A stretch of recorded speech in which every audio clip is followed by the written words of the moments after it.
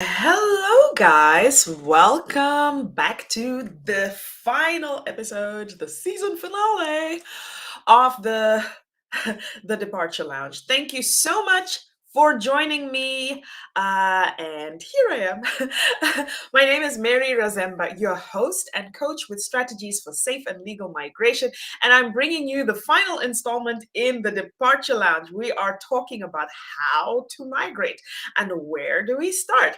And this is your last step in the whole Start to Migrate series. Okay, so this is the end of the season.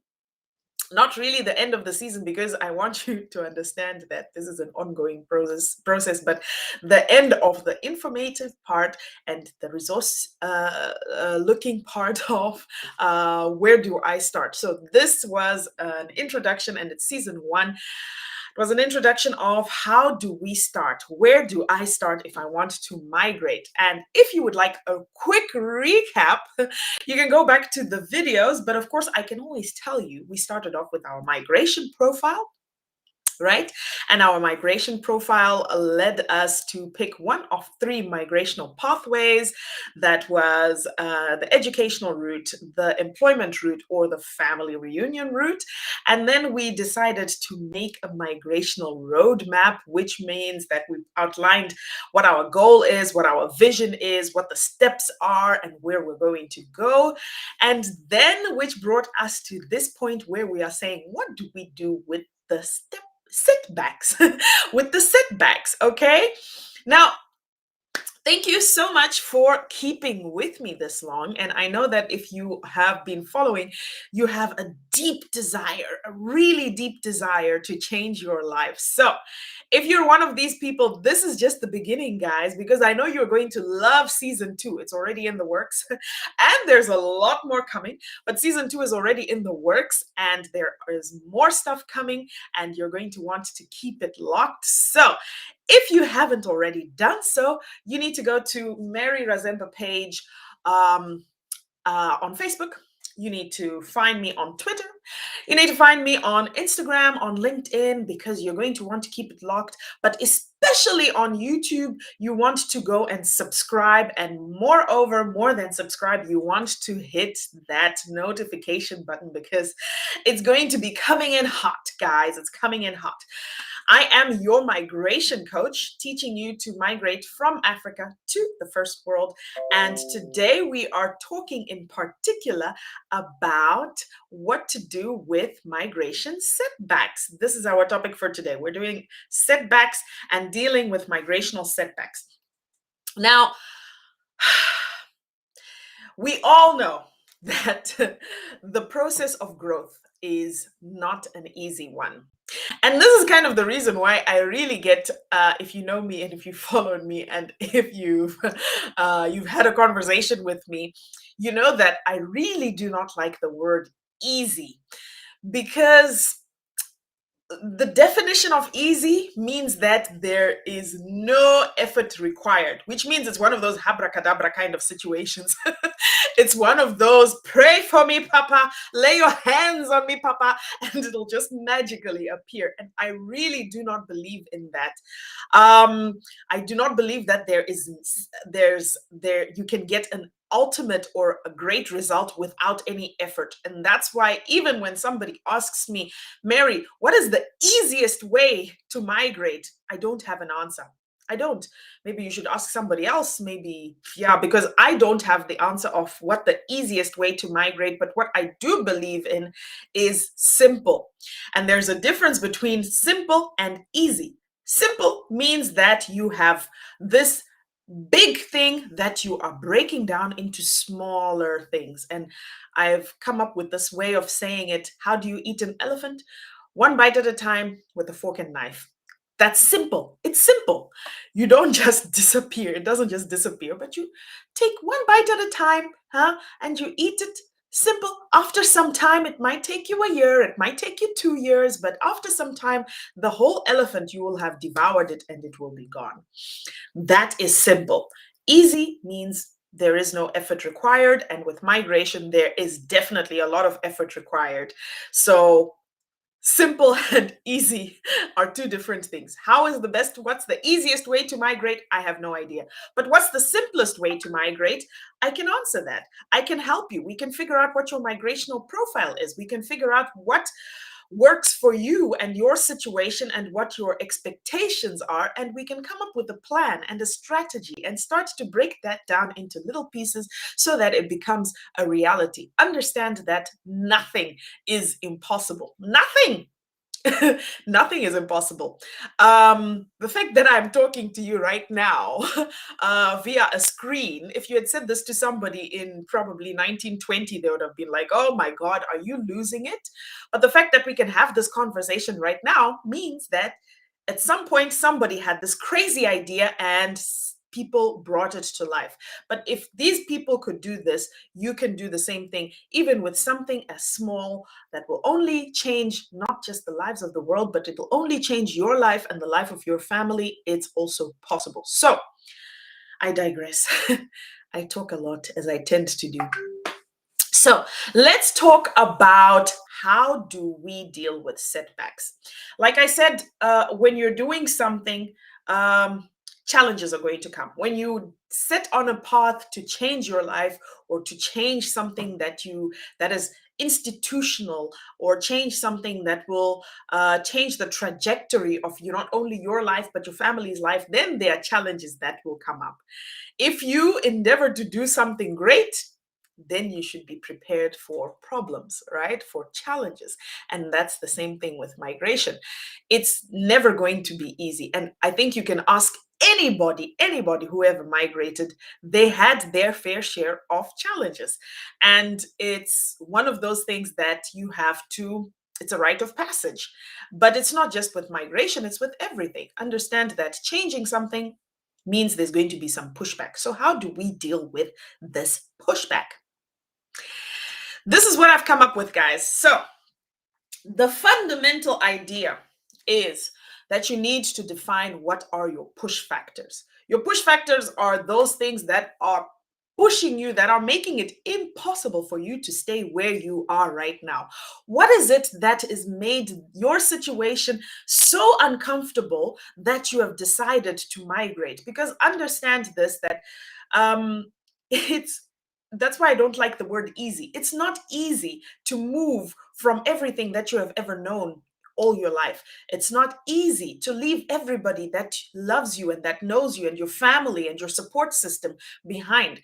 It's not easy to go and build from scratch, knowing that when you arrive, you're going to be an underdog. Okay. So, what is that reason that is pushing you from this situation that you're in right now? You need to confront it and you need to identify it and you need to look it straight in the eye and say, I see you. Why? Because that acknowledgement of this is the difficulty that I need to get out of, this is what I need to save myself from, this is what I need to save my family from, it's going to be a big motivational factor in your journey. It's going to be something that will give you strength and that will give you a push, like I'm saying, push factors. It's going to give you a push when you are faced with challenges. Number two, what are your pull factors? And pull factors is more to do with the location that you are going to. So that's why it's important to have a vision, and the vision is your pull factor. So if you imagine yourself living in a country where you are financially stable, you contribute to the economy, you contribute to the community, you are remunerated at an equal level, or there are equal opportunities for your children, for the generations that come after you, then that has more to do with your pull factors. What is it about your situation that you're trying to change? So push factors, what is it that is making you want to leave? And pull factors is what is it that you want to change? What is it that you would like to see different, and where will you see it different? So these are your pull factors. That's why it's important to know where exactly you're headed to, where exactly you're going, and to know why this country is. That's the migrational roadmap that we created. That's the migrational plan that we created. It's just to help you understand which place geographically is going to be sustainable? Where is the grass going to be greener? Okay. And the last thing that you need to understand is your why. Now, why is an emotional factor. And emotion is so strong. And because there's nothing that we as human beings do that is not attached to an emotion. If you are watching this, it's attached to some sort of emotion. There's some emotion that is telling you this is what you need to do, whether it's motivation, whether it's desire, whether it's just curiosity. But there's something there that is behind that why. So why is the emotional push, it's the emotional drive behind everything that we do. So understand your why. You don't just embark on this journey without a reason. So this is the reason behind what you're going to do. It's the pull factors, it's the push factors, and it's the emotion that's there. Okay. So once you understand this total package, then all these obstacles can come at you, but you will be prepared. This is one of the reasons, ladies and gentlemen, that I talk about motivation so much. I think you've probably been looking at my Facebook and you've been looking at my posts and wondering, why is this woman so obsessed with motivation and quotes? What exactly is she about? She talks about migration, but 90% of it is motivation. Well, it's because migration is a mental game and it's an emotional game, okay? You can't separate the two. Migration is a mental game and it's an emotional game. It's a mental game because you're going to have to change your mindset and your attitudes, kind of build and develop them or level them up to a point where you are no longer a victim anymore. You're going to have to figure out your strength. You're going to have to dig deep and find that ferocious lion that is inside somewhere there, and you're going to have to pull them out because building from scratch is not easy. And then it's an emotional game because that separation that I talked about, leaving your family behind, leaving your friends behind, leaving everything that you've ever known behind, it's going to break you. It's going to test you. It's going to bring you to your knees emotionally, but sometimes also mentally. And you need to strengthen yourself and build yourself and strengthen your personality and your mindset and your emotions in order to be able to handle this challenge. It's not for the faint of heart. That's a truth. It's not for the faint of heart. But we can all become it. But that's why I combine my coaching as a combination of mindset and counseling and motivation, as well as strategy, because it's not just simply give me the papers and I go. There is a lot that you need to level up. You need to level up your mind, you need to level up your emotions, you need to level up your paperwork, you need to level up your go and do it yourself game. You know what I mean? You need to figure out how do you make things happen for yourself, because this is what the first world will require of you.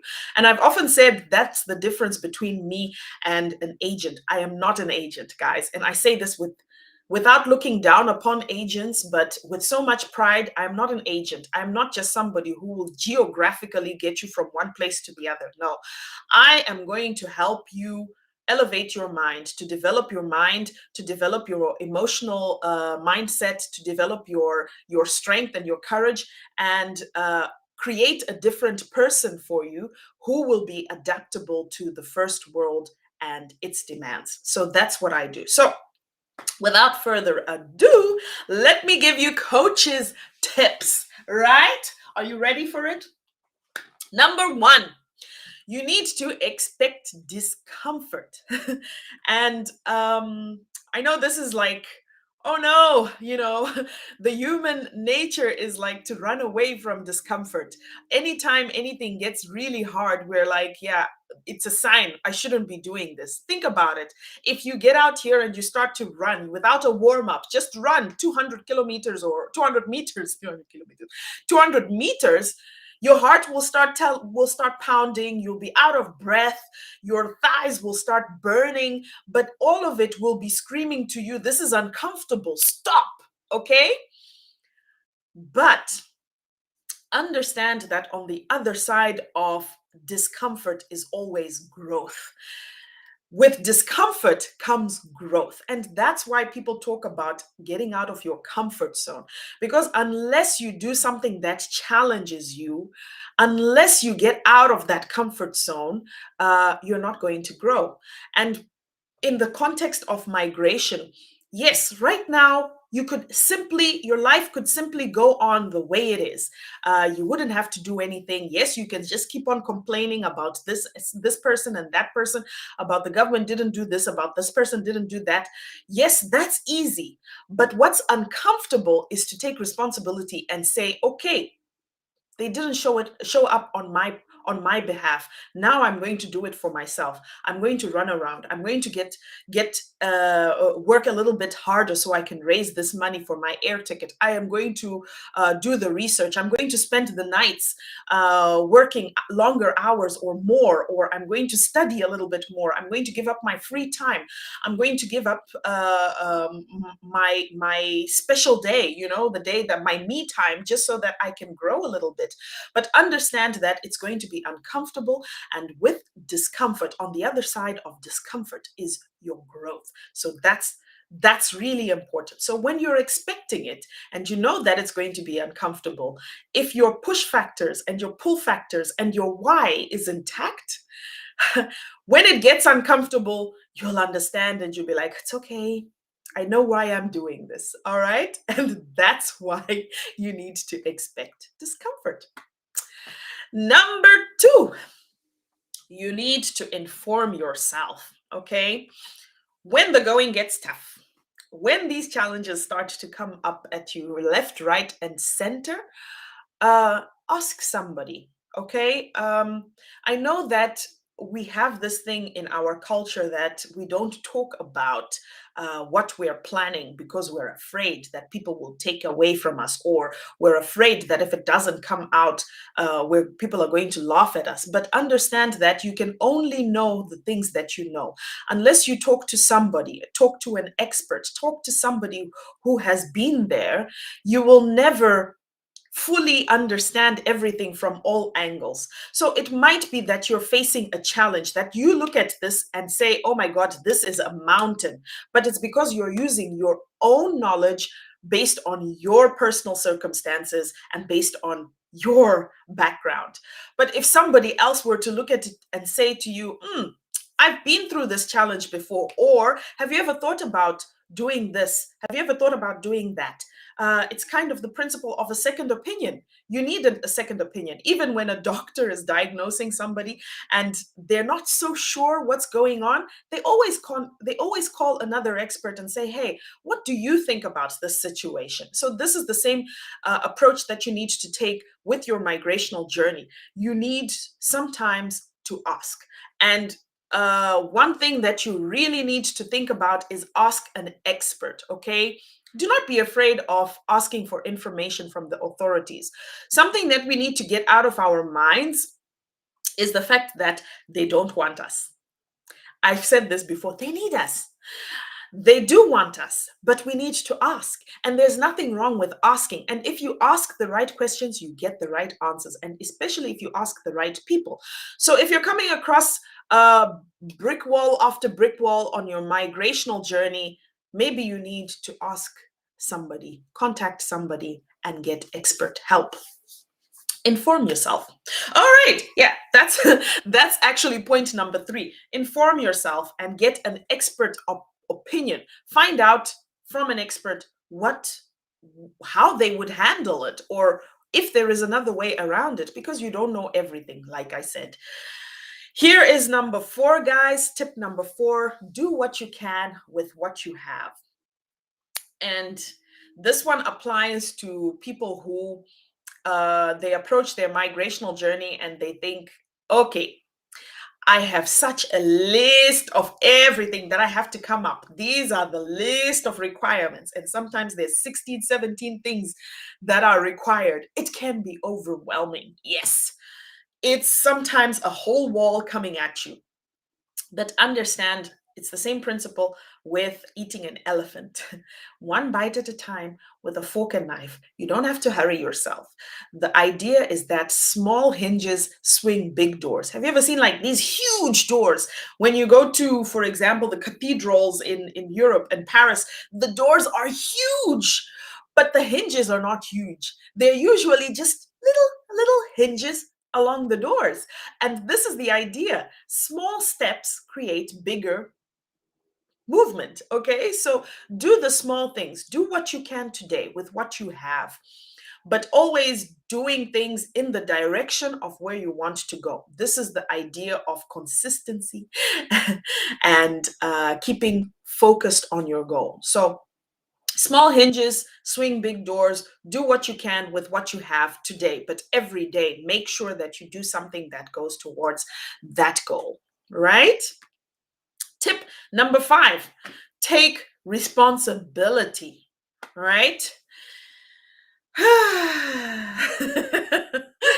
I know I'm going all preachy on you guys, but sometimes I feel like it's necessary.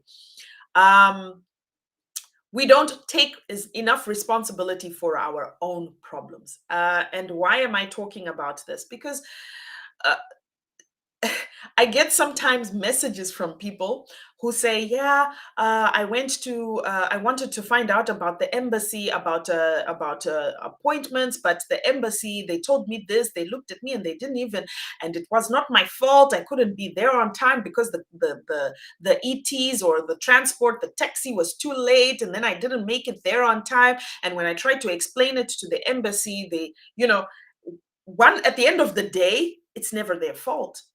So let's learn to take responsibility. So take responsibility for things that are your fault. If it's in your hands, if it's your responsibility to be there on time, be there on time. And if you're not on time, take responsibility for it and then fix it. Do something that will help.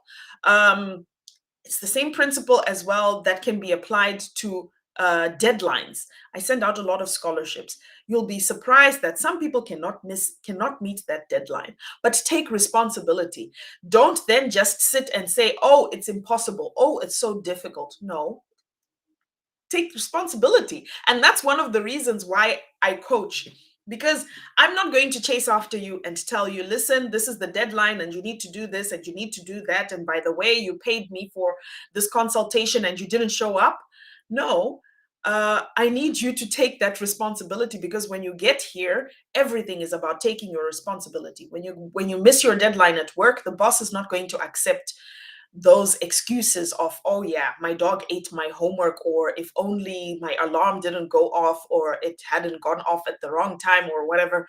It's your responsibility. So let's realize how much power we have in our hands by taking responsibility. So when things are not going well, take a step back and look into it and say objectively, what's my part in this? What did I do wrong, and how can I fix it? How can I make sure that it works next time?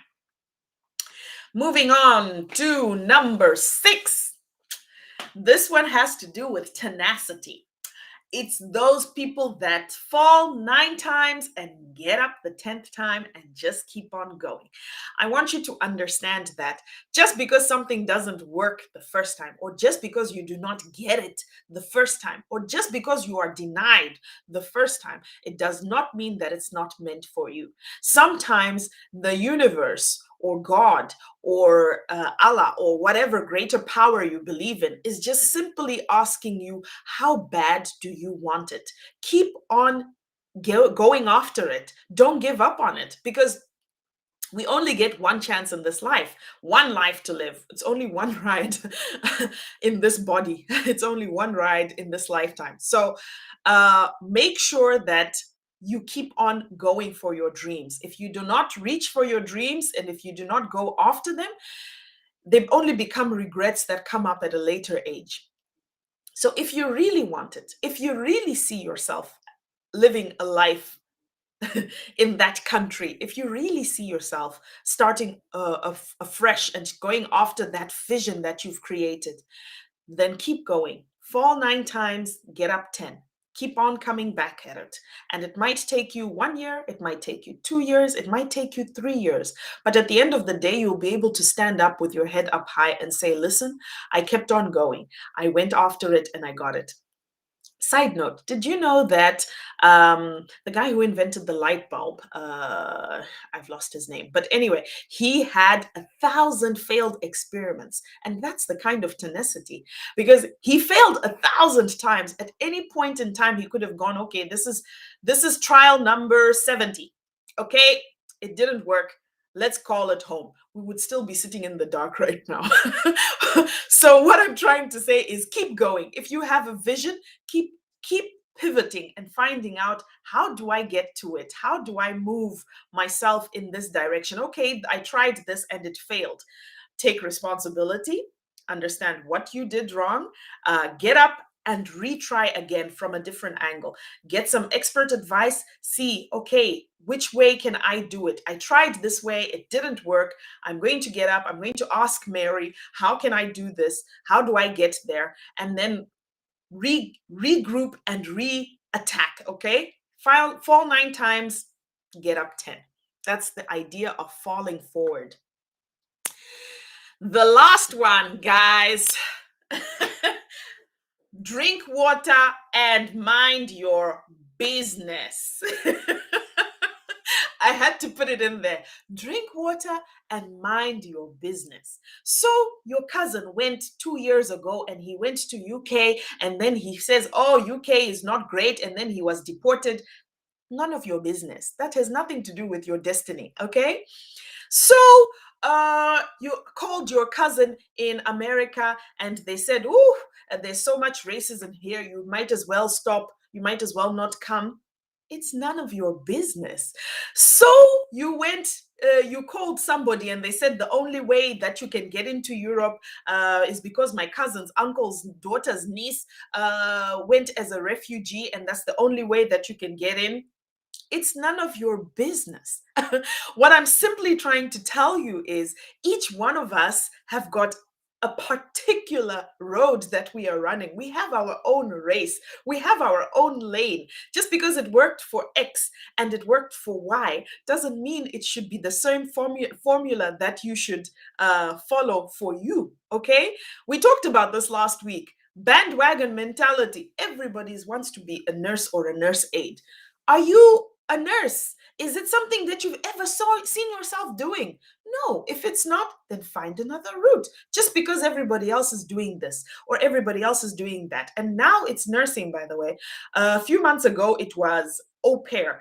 A few months before that, it was something else. But what I'm trying to say is figure out what are your gifts, what are your talents, and figure out your profile, figure out your own migrational path, and then work on it.